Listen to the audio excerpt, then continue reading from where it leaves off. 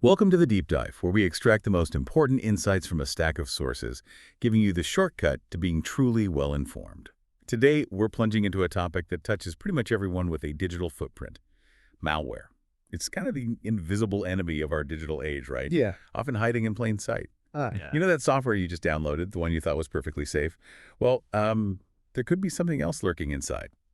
So we're setting the stage for a fascinating journey today, tracing malware's evolution from harmless pranks in the early days of computing, all the way to today's sophisticated multi-billion-dollar ransomware attacks. Our mission in this deep dive: explore where malware began, what it looks like now, where it seems to be heading, and crucially, the practical steps you can take for protection. Yeah, and it's a huge topic. It's always changing. But our goal here is really to pull out the most impactful insights, maybe some surprising facts for you, our listener, just to make sure you're truly well-informed on this pretty critical subject. Okay, let's unpack this then. If we're tracing malware's roots, where do we even begin? What did these digital pests, look like in their infancy before they became the monsters we see today? Well, what's fascinating about the early malware is how it sort of laid the groundwork. Back then, it was mostly experimental or sometimes just plain mischief. It really wasn't about money, not at all. It was much more about, say, curiosity, maybe ego, or just pure disruption. If someone could make a name for themselves by doing something, getting it onto a PC and seeing it show up in the headlines, that was reward enough for them. Right. And when we think about that era, the virus often comes to mind first, that classic early malware that needed us, the user, to accidentally click something for it to spread. Yep. The I Love You virus from, the year 2000? That was infamous. What was it about that specific attack that made it so devastating, even though, like you said, it wasn't about cash? Ah, I love you. Yeah, that one perfectly captures that early motivation. It was malware attached to a file, and it absolutely needed user interaction to spread. You'd get an email, subject line, I love you, or maybe love letter, and there'd be an attachment. People clicked it thinking it was just a text file, but nope, it was actually a Visual Basic script hiding in there. Once you opened it, boom, it ran on your system, overwriting files like your JPEGs, other important stuff.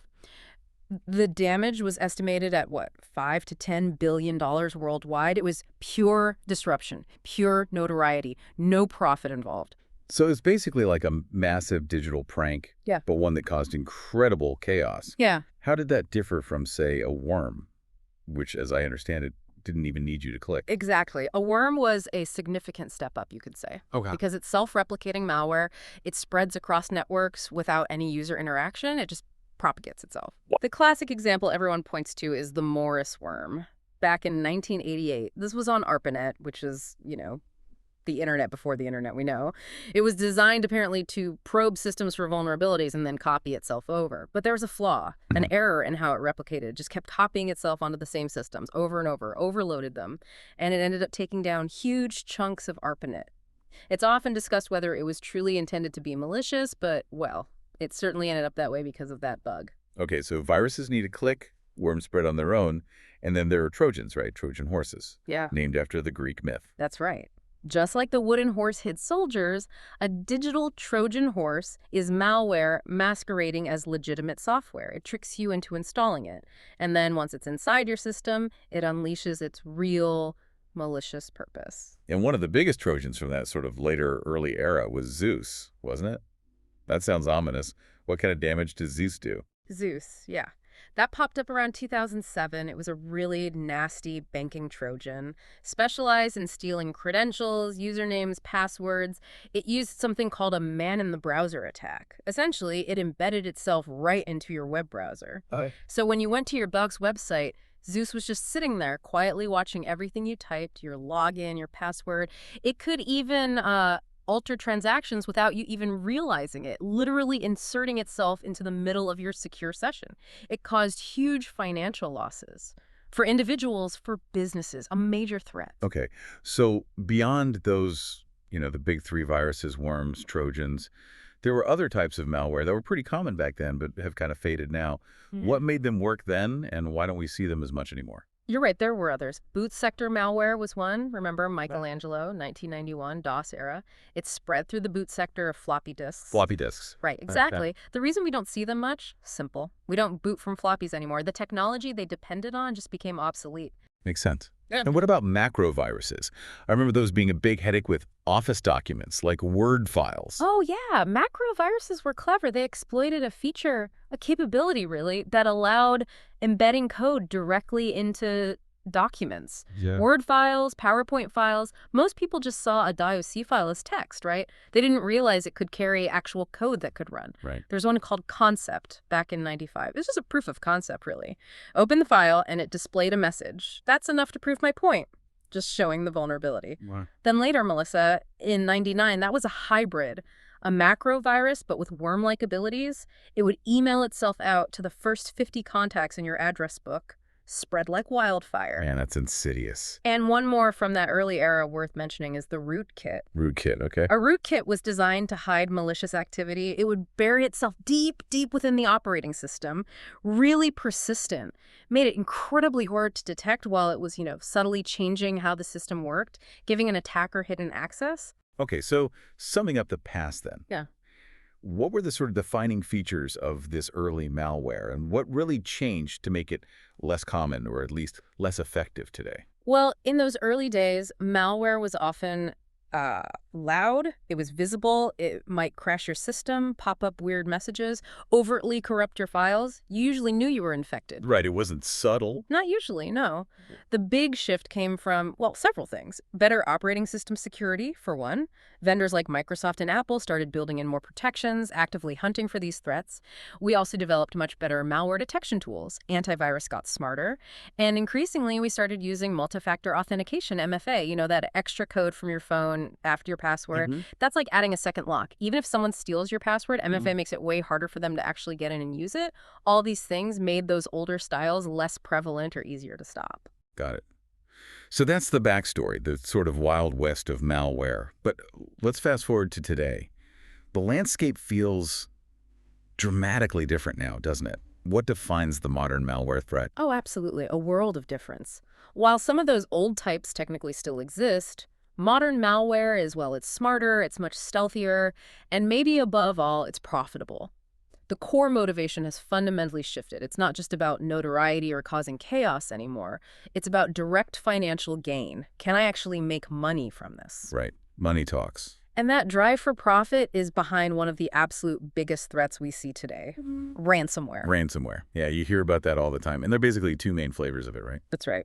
The first type is what most people probably think of. The malware gets onto your system, encrypts all your important data, your documents, photos, databases, making it totally inaccessible. Then they demand a ransom payment, usually in cryptocurrency like Bitcoin, to give you the decryption key. Pay up or lose your data. Nasty. Exactly. The other major type, though, is data exfiltration ransomware. This is a bit different. They might not encrypt your data, or maybe they do both, but the key thing is they steal a copy of it first.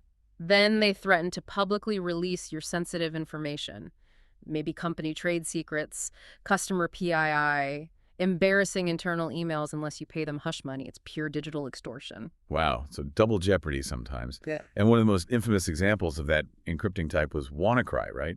That name still sends shivers down spine. Oh, yeah. WannaCry was huge. It tore through systems globally in 2017, notoriously hit hospitals, critical infrastructure, big companies. It encrypted data, demanded payment, just paralyzed organizations. The estimates for the global cost were staggering, something like $4 to $8 billion before it was finally contained. A massive wake-up call. Definitely. Okay, so ransomware is huge. What else defines the current threat landscape? Another major category, and we're seeing a real uptick lately according to reports like the IBM X-Force Intelligence Index, are info stealers. Info stealers. Pretty self-explanatory name. Exactly. They're designed purely to steal information. This malware just sits quietly on your system, and when you type in sensitive stuff, passwords, credit card numbers, your social security number, government ID, even just name and address, it scoops it up, makes a copy, and sends it straight to the attacker. And then they use that for? Oh, all sorts of things. Identity theft is a big one. Opening credit cards in your name, applying for loans. For businesses, it could be stealing vital trade secrets, customer lists, financial data. Very damaging. Okay.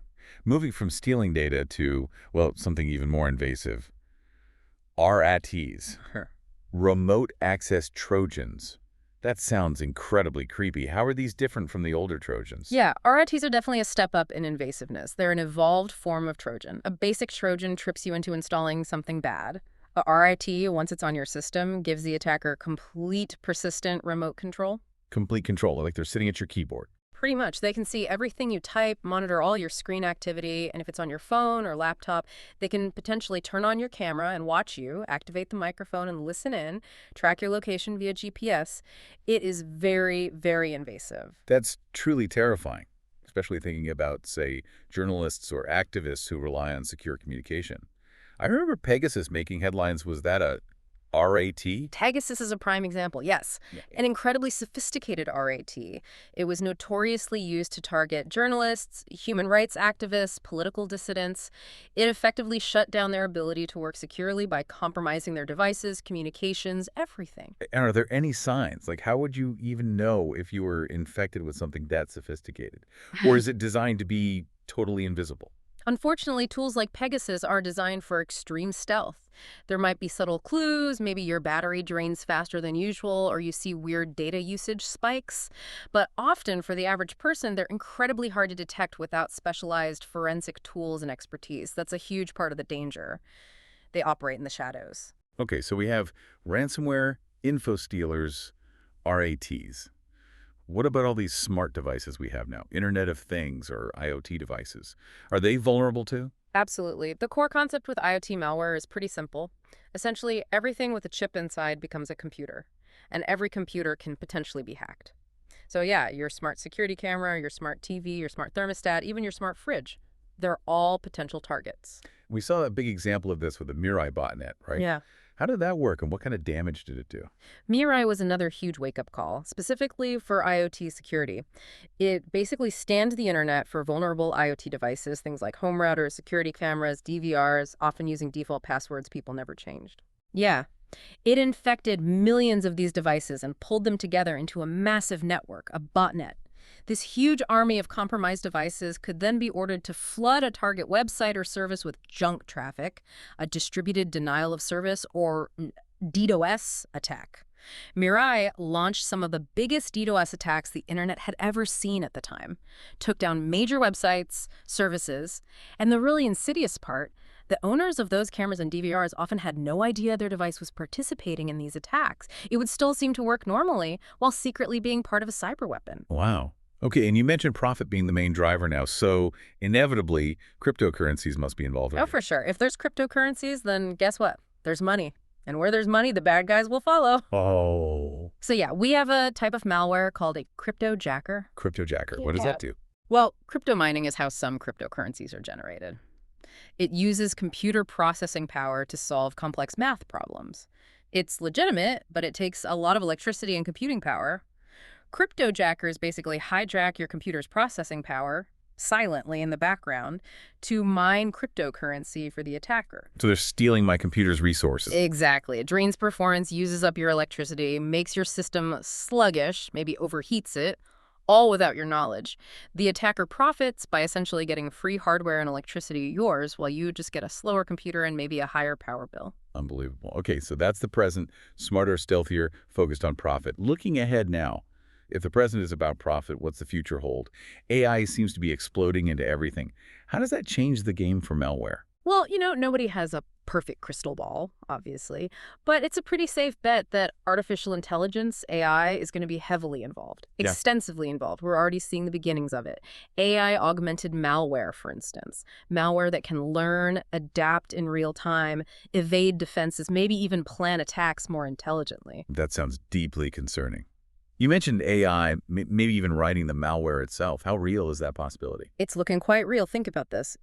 You could potentially feed an AI a description of a known software vulnerability, like from a CVE report, a common vulnerabilities and exposures report, and ask the AI to write the actual exploit code to take advantage of that vulnerability. Seriously. Yeah. There was a study done, I believe, that showed the GPT-4 model, which isn't even the absolute latest now, was capable of doing exactly that in something like 87% of cases tested. And you have to assume future AI models will only get more sophisticated, more capable. This could drastically lower the barrier to entry for creating effective malware. It's a real concern. The safeguards are trying to keep pace, but it's definitely an arms race. So, okay, AI could help create malware. How might it change how attacks are actually carried out? AI could definitely play a big role in the execution phase, too. Think about targeting. AI could analyze vast amounts of data to figure out the softest targets, which organizations have weak defenses, which individuals are most likely to click on a phishing link. Tailored attacks. Exactly. Highly personalized. And evasion, too. We've had polymorphic malware for years, malware that changes its code slightly to avoid detection by traditional antivirus, which looks for known signatures. And AI could make that evasive far, far smarter, more adaptive, constantly changing its appearance, its behavior, its network traffic patterns to stay hidden from even advanced detection systems. The potential for intelligent, maybe even autonomous cyber weapons, it's pretty significant. And we can't really talk about AI and its future threats without touching on deepfakes.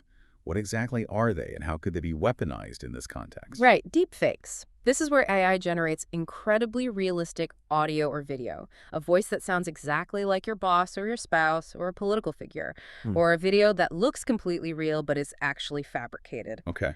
The malicious use case is pretty clear and scary. Imagine getting a voicemail. It sounds perfectly like your CEO telling you to urgently wire funds to a new account, or click a link for a critical update. That bypasses a lot of skepticism. It really does. It's not just a generic phishing email anymore. It's leveraging highly convincing AI-generated content designed to trick you on a much deeper, more personal level. So the future could hold these really sophisticated, maybe hybrid attacks, combining AI smarts, deepfakes, advanced malware, leading to potentially devastating damage. Precisely. That seems to be the direction things are heading. More complex, harder to detect, potentially a much more damaging hybrid threats. Okay, this journey through malware's past, present, and future, it can feel a bit overwhelming, frankly. But, okay, you need to live in the present, right? And figure out what you actually need to do now to stay safe. Mhm. What are the foundational things, the core strategies everyone should be thinking about employing right now to protect themselves? Yeah, let's bring it back to the practical. Absolutely crucial. One of the single most important things, and I always emphasize this, is keep your systems patched. Keep your software updated. Patching, okay. Why is that so critical? Because a huge amount of malware exploits known vulnerabilities, flaws in the operating system, in your browser, in applications like Adobe Reader or Java, in databases. Vendors find these flaws and release patches, updates to fix them. If you don't apply those patches promptly, the bad guys know about those vulnerabilities. They actively scan for unpatched systems. It's like leaving your front door unlocked. Got it, so stay current. What else? Training. Training yourself, and if you run a business or manage a team, training your employees. Understanding what malware is, how it spreads, recognizing phishing attempts, avoiding risky behaviors like downloading untrusted software or clicking suspicious links. So much comes down to human behavior. Technology helps, but awareness is key. We need to understand why we fall for these things. Good point. Tech solutions, antivirus is still relevant. Definitely. You absolutely should use reputable antivirus software. And also look into the newer generation of tools often called endpoint detection and response, or EDR. Traditional antivirus often relies on known signatures, like fingerprints of known malware. Modern EDR tools are often more behavior-based. They look for suspicious actions on your system, even if the malware itself is new or disguised. They're more adaptable. Okay, AV and EDR makes sense. And backups. This is super, super critical. You have to assume that failure will occur eventually. You might get hit by ransomware, your hard drive might fail, whatever. If you have reliable recent backups of your important data, that failure doesn't have to be catastrophic. You can restore your data. Crucial point there. Yeah. But need to make sure the backups aren't infected too, right? Exactly. Your backup strategy needs to ensure the backups themselves are clean and ideally stored separately, maybe offline or in a secure cloud so malware can't easily reach them. Okay. What about user permissions? Does that play a role? Big time. Especially on desktop systems, limit administrative access. Does every user really need to be an administrator on their work computer? Probably not. If users run with standard, lower privileges, then even if malware does manage to run under their account, can't do nearly as much damage. It won't have the rights to install deep system hooks or mess with critical files as easily. It contains the blast radius. Principle of least privilege. Got it. Firewalls. Still important. Yes. Use firewalls. There are personal firewalls, often built into your OS or security suite, that run on your individual computer. They monitor traffic coming in and, importantly, traffic trying to go out. They can sometimes spot malware trying to phone home or exfiltrate data. Then there are network-level firewalls protecting your whole network. They're crucial for spotting things like those self-replicating worms trying to spread internally. Okay. Anything else for maybe organizations listening? For organizations, yes. A really valuable tool is a Security Information and Event Management System, or SIEM. SIEM. The basic idea is if you can't see it, you can't secure it. SIEM pulls in logs and alerts from all your different security tools, firewalls, antivirus, EDR, servers, everything into one central place. It helps you correlate events, spot suspicious patterns across your entire infrastructure, and gives you that overall unified view you need to understand what's actually happening on your network. It's about visibility. Right. Seeing the whole picture makes sense. So, quite a journey we've taken. Malware, malicious software, we've looked at its past, its present, its potential future. We've seen it evolve from, what started as digital pranks and mischief, Yeah. then moving clearly into being driven by profit, and now looking ahead to potentially AI-driven cyber weapons. It's a remarkable evolution, even if it's a bit terrifying. It really is. And the core message, I think, is that as malware evolves, our defenses absolutely have to evolve right alongside it. We can't stand still. Absolutely. So the bottom line for you, our listener, stay curious, definitely stay updated on these threats, and perhaps most importantly, stay safe out there.